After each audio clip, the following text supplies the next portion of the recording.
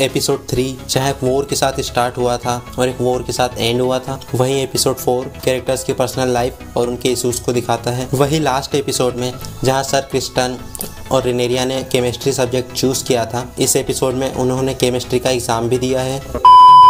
Hello guys, स्वागत है आपका फिर से एक नए वीडियो में। आप देख रहे हैं फिक्शन फोकस। अब ज़्यादा बकवास न करते हुए एपिसोड 4 के ऊपर बात करते हैं। तब तक आप वीडियो को लाइक और चैनल को सब्सक्राइब कर दीजिए। इस एपिसोड में मेनली फोकस एलिसेंट और रिनेरिया की लाइफ पर था कि उन्हें बस रिप्रोडक्शन के लिए यूज़ किया जाता है, मीन्स बच्चे पैदा करने के लिए और शादी कराकर अपना साम्राज्य बढ़ाने के लिए यूज़ किया जाता है। एपिसोड की स्टार्टिंग में रिनेरिया के लिए शादी के लिए रिश्ते आए हुए होते हैं, जहाँ पर कुछ खास तो नहीं, बस एक बच्चा होता है जो कि आगे चलकर एक तूफान लाने वाला होता है रिनेरिया की लाइफ में। इस सीन के बाद किंग विसेरिस के दरबार में ले जाया जाता है, जहाँ पर डीमन क्रेब फीडर के अगेंस्ट एक विक्ट्री एटीट्यूड और न्यू हेयर कट के साथ वापसी करता है। उसका ये न्यू हेयर कट जोफ्री वाली वाइब दे रहा था।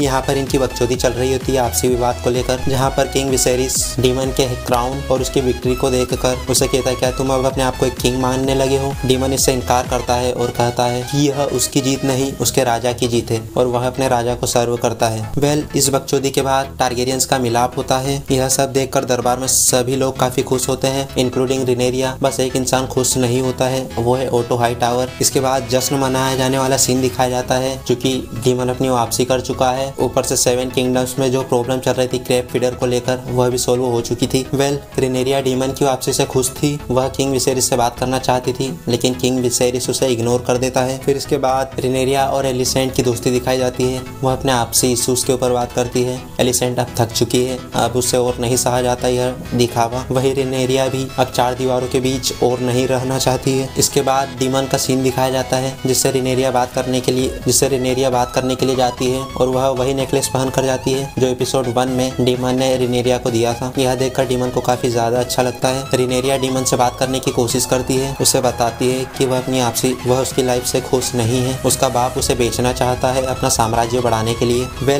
रिनेरिया खुश होती है क्योंकि उसे डीमन में कुछ बदलाव नजर आते हैं, वह थोड़ा मेच्योर नजर आता है उसे। दोनों अपनी आपसी लाइफ के बारे में बात करते हैं, जहाँ पर डीमन रिनेरिया की फीलिंग्स को समझते हुए एक प्लान बनाता है रिनेरिया को 4 दीवारों से बाहर ले जाने का। इसके बाद रात वाला सीन दिखाया जाता है, जहाँ पर एलिसेंट और रिनेरिया दोनों की लाइफ पैरेलल दिखाया जाता है। एलिसेंट को न चाहते हुए भी किंग विसेरिस के साथ रोज रात को बिस्तर गर्म करना पड़ता है, जो कि अब उससे सहा तो नहीं जाता। उसके चेहरे को देखकर लगता है अब उसकी सहन शक्ति खत्म हो चुकी है। और वहीं किंग विसेरिस की बॉडी पर काफी घाव देखने को मिलते हैं, जिसे देखकर तो अब यही लगता है कि अभी यह कुछ दिनों का ही मेहमान है। वहीं दूसरी तरफ रिनेरिया जब अपने रूम में जाती है तो उसे लड़कों के कपड़े पड़े मिलते हैं और एक लेटर जिसमें लिखा होता है, कपड़े पहनो और पीछे के दरवाजे पे कुंडी मार के बाहर आ जाओ, जहाँ पर डीमन उसका इंतजार कर रहा होता है। फिर डीमन उसे 4 दीवारी से बाहर ले जाकर एडवेंचर कराता है, जिस एडवेंचर में रिनेरिया खुश तो होती है। इसी बीच में हमें एक ड्रामा देखने को मिलता है। यह ड्रामा रिनेरिया की लाइफ से रिलेटेड होता है। डीमन और रिनेरिया इस ड्रामा को देखते हैं और इस ड्रामा में सीधे बता दिया जाता है कि रिनेरिया को एज अ क्वीन एक्सेप्ट नहीं किया जाएगा। फिर उसके बाद डीमन रिनेरिया को प्लेजर हाउस ले जाता है, मीन्स वेश्यालय ले जाता है। रिनेरिया को समझ नहीं आता कि डीमन उसे यहाँ क्यों लाया है, तो वह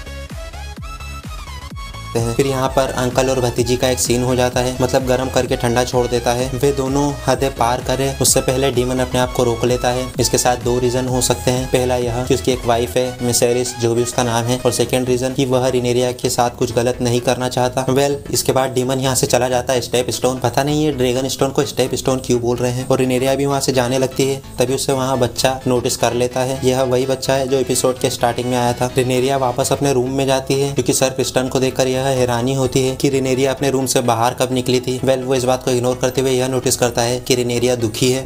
रिनेरिया की डिजायर पूरी नहीं हुई थी, तो अब वह सर क्रिस्टन के मजे लेती है। इन दोनों के बीच में भी सीन होता है, जिसमें सर क्रिस्टन का मूड तो नहीं होता है, पर वह रिनेरिया की खुशी के लिए कर लेता है। और दूसरी तरफ वह बच्चा ओटो को आकर खबर दे देता है कि रिनेरिया डीमन के साथ बाहर गई थी, वो भी वेश्यालय जैसी जगह पर। ओटो यह बात किंग विसेरिस को बताता है, क्योंकि वो इस बात को एक्सेप्ट करता तो नहीं है, पर हाँ वह यह भी समझ जाता है कि ओटो के इरादे कुछ नेक नहीं है। वह टारगेरियन के वजूद को मिटाकर अपने खून को आयरन थ्रोन पर बिठाना चाहता है। इन दोनों की बातें एलिसेंट सुन रही होती है। किंग विसेरिस रिनेरिया से बात करे उससे पहले एलिसेंट रिनेरिया से बात करती है, क्या हुआ था कल रात को तुम कहा थी। पहले तो यह एलिगेशंस को रिनेरिया डिनाई करती है। एलिसेंट उसे बताती है कि उसे उसकी फिक्र है, क्योंकि एक्चुअल में उसे उसकी केयर है। रिनेरिया उसे सब कुछ सच बता देती है और यह बताती है कि डीमन और उसके बीच कुछ भी नहीं हुआ। एलिसेंट उसे बताती है कि अब तुम पर एक दाग लग जाएगा, तुम्हें रात को बाहर नहीं जाना चाहिए था। वेल जो भी था मैटर। वेल इसके बाद किंग विसेरिस और रिनेरिया की कन्वर्सेशन दिखाई जाती है, जहाँ पर इस कन्वर्सेशन पर बात तो करते ही हैं, पर दोनों ही बाप बेटी इस बात पर एग्री कर जाते हैं कि ओटो हाई टावर के इरादे कुछ नेक नहीं है, वह अपने खून को आयरन थ्रोन पर बिठाना चाहता है। वेल इन दोनों का मैटर तो चल रहा होता है। एंड में किंग विसेरिस